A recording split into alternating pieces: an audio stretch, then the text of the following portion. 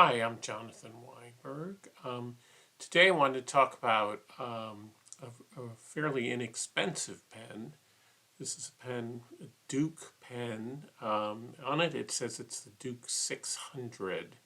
Um, it's sometimes called a calligraphy pen, um, and I got it on Amazon, and it was around $19. And what makes this pen um, unusual is that it has a bent nib or Fude nib.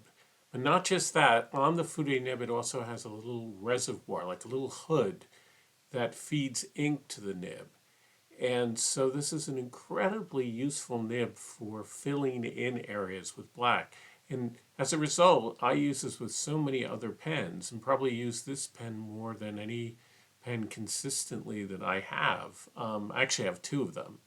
And it's odd. The shape of it is odd. It has this sort of, um, uh, body like rounded form. If I pull it out, and it's also a metal pen. I don't usually like metal pens, but one of the things they did is they put this kind of engraving on the section so that it doesn't seem slippery. And then the other thing that's great about this pen is that it posts incredibly securely. It just really fits on there. It doesn't come off. I don't know actually why there aren't more pens that are designed like this. And then it has this very special reservoir, a little piece of metal that goes over the nib that feeds it extra ink because bent nibs put down a lot of ink, but then there's sometimes the problem, which is that the pen itself can't keep up with the need for all of that ink. So this is very successful, and it comes in black as well. This is the black version. Um,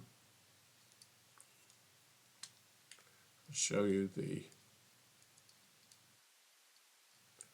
This is, of course, it has that converter in it, and I guess it would use a cartridge. It does use a lot of ink, but the converter that it comes with also has a little spring in it, inside it, and that really helps it flow really well. So the whole thing is really designed very, very well for filling in areas. And I do a lot of, when I'm using a fountain pen, I used to do a lot of pattern images lately I've been doing where there's a lot of areas that need to be filled in. And that really would be tedious to do with even a broad pen, but this makes it very easy. But it also gives you control. Now, when I show you the writing sample, one of the things that's cool about a Fude nib is that depending on how you hold it, you can get a thin line, you can get a thick line, and you can become really good at getting a kind of variety of lines without the nib itself being flexible, right? It's because of the way the nib is bent and the way in which you hold it that you get these different weights. But I don't really use it that way. For the most part, I use it for filling in, and then every now and then you'll see when I'm doing a drawing, a pattern drawing of a vine, that I will put in, so I can use it that way and do some thin lines. But to me, the best way to use it is to use a pen like the Lamy 2000 to do the drawing part of the lines, and then to the areas that you need to be big and black, then I use the Duke pen, and that combination is, I think, very, very successful. And you say, well, why not use a brush? Well, first of all, it has much more control, I think, than a brush does. And then also the quality of the black is a bit different from the way a brush would put down the black. And because of this reservoir that is on the nib, you really get a lot of ink. So you have to be careful about not smudging. So what I'm going to do is I'm going to do a writing sample, but it's very odd looking because you don't really use this pen. At least I wouldn't use this pen for writing in a journal. That's not what it's for. and then I will do a one of my sort of a fast version of one of these sort of patterns, or it's almost like a doodle where I do a vine image and fill it in with black. I did it really quickly, so it's not as neat as it should. And then I kind of then you'll see at the end the way that I would do it if I was taking much more time to do it. But I think the whole thing gives you a sense of how useful this pen is. For a metal pen, it's not terribly heavy. It weighs about a pound, excuse me, an ounce and a half. I think it's 40 grams. To me, it doesn't seem terribly heavy. It's really well balanced, and when you post it, and the way it feels in your hand because of that shape, I find it to be very, very comfortable. And then, surprisingly, it's quite smooth when you're filling the ink in, and very satisfying, I think, when you're using it to fill in areas of black. And then also it's a very good pen to use for sketching, to be expressive, because you can get all these different weights. If you can become really quite facile at it, if you practice with it. And even in a certain way, the accidental aspects of the way it works. You can see that the pen is designed to do calligraphy in China and Japan. That makes sense for why a pen would be like that, and that's why it could be used for writing. And I suppose it would be useful for a certain kind of calligraphy in Western writing, depending on how you do calligraphy. But to me, it is just the perfect pen for really it's almost like a brush pen, but it has the would you say, the ability to sort of precision that I like in a fountain pen, which I don't necessarily get with a brush unless it's a very fine brush. And then the problem with the fine brush is then it doesn't lay down that much ink.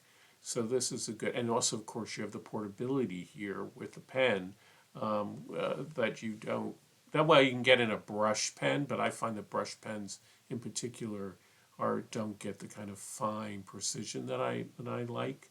So I think this is really terrific, and around $20, it's just an incredible bargain. I wish that there were more pens that were like this, and I suppose I should try to experiment and see if I could take the nib off of this pen and put it into an Opus 88, because the one bad thing about the pen, I don't know if it's bad, but is that the converter only holds so much ink in it, and so you run out of ink with it.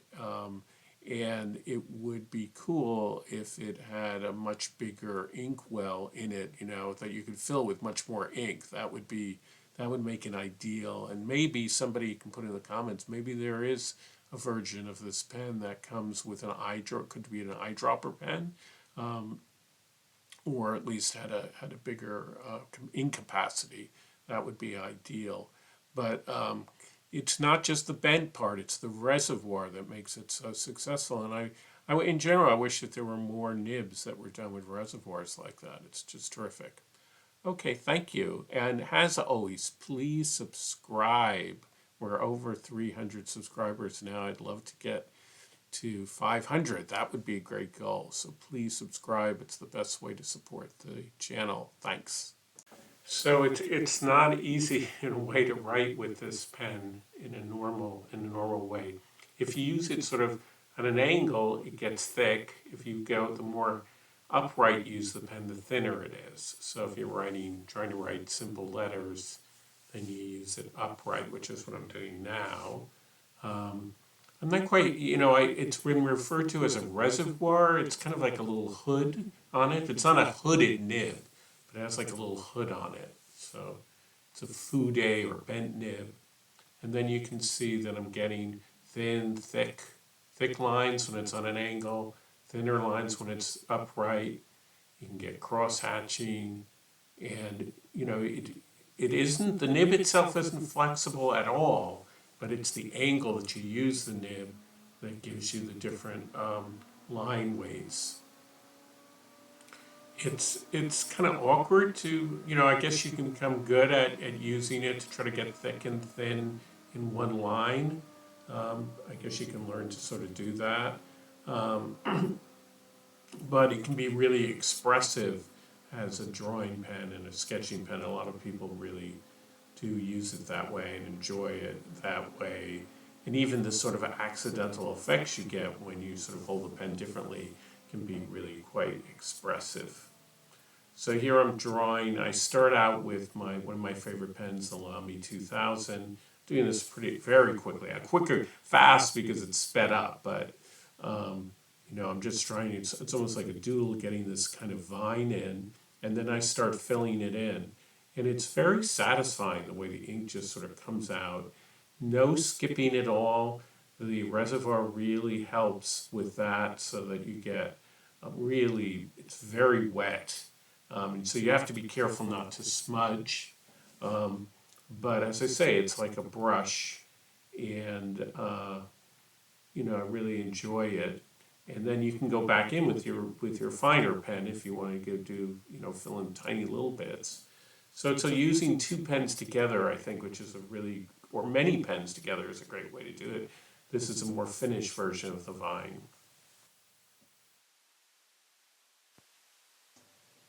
Don't forget to subscribe. It helps support the channel.